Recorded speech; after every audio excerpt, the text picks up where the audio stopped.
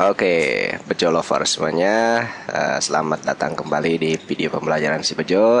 Masih bersama Om Bejo di sini. Oke, untuk hari ini kita akan mencoba membahas tentang sebuah materi lanjutan dari yang kemarin, itu judul bab gedenya adalah induksi elektromagnetik. Oke, kita akan bagi beberapa sub pokok bahasan yang akan kita bahas hari ini tentang itu flux magnet. Nah, ini flux magnet itu adalah pengantar untuk ketika akan kita bahas lebih banyak tentang induksi elektromagnetik. Kalau bicara induksi elektromagnetik, kamu bayangin aja salah satu alatnya itu misalkan adalah dinamo aja deh. Nah, dinamo misalkan di sepeda itu misalkan untuk menghasilkan lampunya nyala, berarti kan harus ada dinamonya tuh. Nah, yang namanya dinamo itu termasuk konsep dari induksi elektromagnetik. Nah, sekarang kita akan membahas tentang apa itu flux magnet. Nah, arti fisiknya apa sih Om flux magnet itu? Oh ya udah. Ini kata dasar magnet, saya yakin kamu udah tahu. Magnet itu kan terdiri dari kutub utara sama kutub selatan. Nah, kalau kita ilustrasikan kayak gini deh. Nah, kalau kamu punya magnet, nah magnet punya kamu nih. Kan ada kutub utara sama kutub selatannya tuh. Oke, sebelumnya kamu udah belajar di medan magnet. Artinya yang namanya garis-garis gaya magnet itu berarah dari kutub utara menuju kutub selatan kan ya. Oke, berarti di sini tuh ada garis-garis gaya magnet. Nah, terus kamu misalkan di sini punya, nah ada kawat yang dibentuk misalkan persegi aja atau persegi panjang membentuk suatu luasan misalkan ya. Berarti kan di sini sebenarnya ntar ada garis-garis gaya magnet yang menembus luasan tersebut ya. Misalkan nih ada garis gaya magnet saya gambarin sama warna hijau. Nah, ini set tuh. Oke, nah misalkan kayak gitu. Oke, berarti kan di situ ada garis-garis gaya magnet yang menembus suatu luasan yang misalkan kita simpulkan luasnya itu A.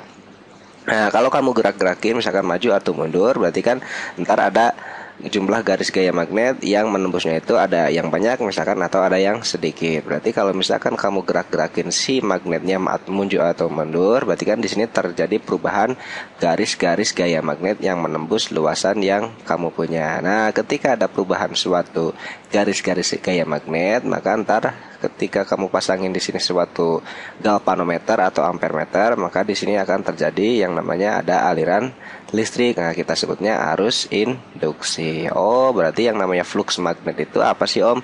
Nah, kalau secara matematisnya yang namanya flux magnet itu adalah, nah simbolnya kan gini flux itu. Nah, ini flux nih.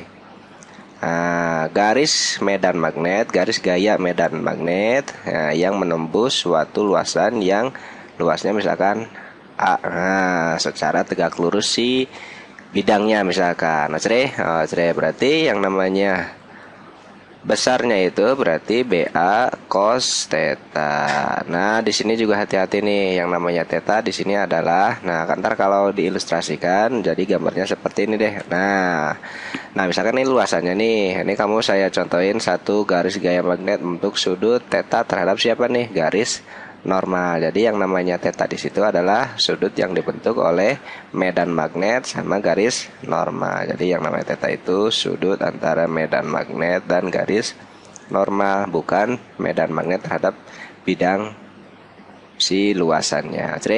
Jadi misalkan yang namanya makin banyak jumlah garis-garis gaya yang menembus luasannya, berarti flux magnetnya juga makin banyak. Nah, itulah yang disebut flux magnet. Ntar flux magnet itu adalah menjadi dasar dari timbulnya suatu GGL. Nah, GGL yang ditimbulkannya ntar kita sebut GGL induksi. Jadi, kenapa bisa timbul GGL induksi? Ya karena flux yang menembus suatu luasannya itu berubah-ubah. Kalau misalkan kamu punya magnet, misalkan nih, terus ada kamu punya kumparan seperti ini, terus magnetnya diam aja, berarti di sini nggak ada apa-apa. Nah, kecuali magnetnya digerakin atau si kawatnya digerakin. Ilustrasi sederhananya tadi adalah generator atau dinamo si sepeda kan ya. Nah, dinamo sepeda.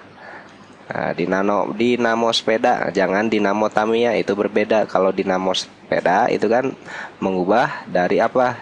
Dari gerak ke listrik kan ya. Nah, kalau dinamo Tamiya mah misalkan Tamiya di mobil tuh. Nah, Tamiya itu dari listrik ke gerak. Oke, hati-hati nih. Jadi yang namanya induksi elektromagnetik contohnya ya ini dinamo sepeda atau bahasa lainnya deh generator aja ya. Oke. Kalau misalkan sepedanya diam, nah berarti tidak bergerak tuh. Nah, lampunya pasti mati. Artinya di sana tidak terjadi perubahan flux atau tidak terjadi perubahan garis-garis gaya magnet yang menembus suatu luasannya. Oke, jadi syaratnya timbul GGL induksi itu ketika ada perubahan flux magnet. Oke, nah itu apa namanya?